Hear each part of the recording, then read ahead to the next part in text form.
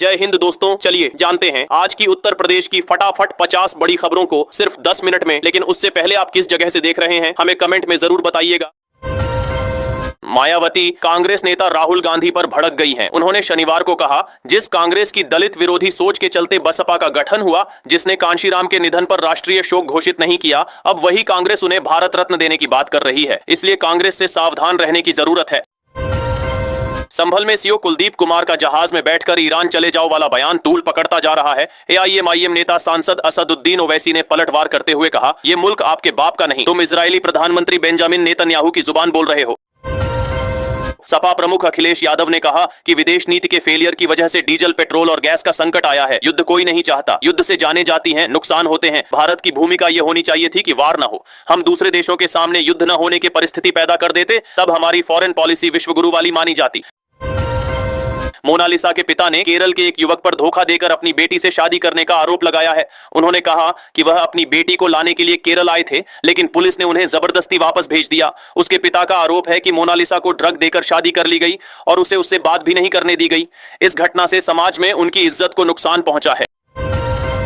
CO Kuldeep के बयान पर सपा विधायक इकबाल महमूद की पलटवार, बोले, ईरान भेज रहे हैं, बांग्लादेश क्यों नहीं भेजा? उत्तर प्रदेश का माहौल ठीक नहीं। असम के सिलचर में पीएम मोदी ने 23,550 करोड़ की सौगात दी है। पीएम ने शिलोंग सिलचर कॉरिडोर का भूमि पूजन किया। इस दौरान उन्होंने कहा कि कांग्रेस ने नॉर्थ ईस्ट को दिल और दिल्ली से दूर रखा। कांग्रेस ने बराक घाटी की ताकत छीन ली। हम इस घाटी को विकसित करेंगे और इसे व्यापार का हब बनाएंगे।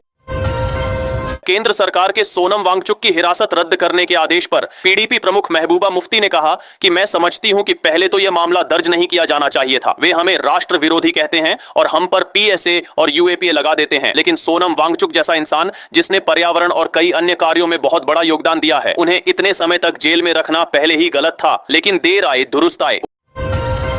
उत्तर प्रदेश में राज्य कर्मचारियों की पदोन्नति प्रक्रिया अब मानव संपदा पोर्टल के माध्यम से ऑनलाइन होगी। मुख्य सचिव एएसपी गोयल ने सभी विभागों को 31 मार्च तक आवश्यक तैयारियां पूरी करने का निर्देश दिया।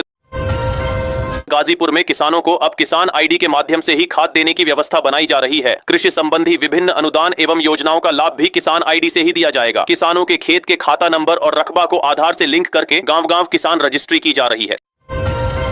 शासन ने वृद्धावस्था पेंशन योजना के मानकों में आंशिक बदलाव करते हुए आधार कार्ड पर लिखी जन्म तिथि को अमान्य कर दिया है। अपर मुख्य सचिव एल वेंकटेश्वर लू ने इस संदर्भ में 12 मार्च को पत्र जारी कर जानकारी दी है। पत्र के मुताबिक आवेदन पत्र के सभी कॉलमों को भरना अनिवार्य होगा। यूपी में 15 और 16 मार्च को सक्रिय पश्चिमी विक्षोभ के कारण गरज चमक के साथ बारिश, तेज हवाएं और ओलावृष्टि का येलो अलर्ट जारी किया गया है।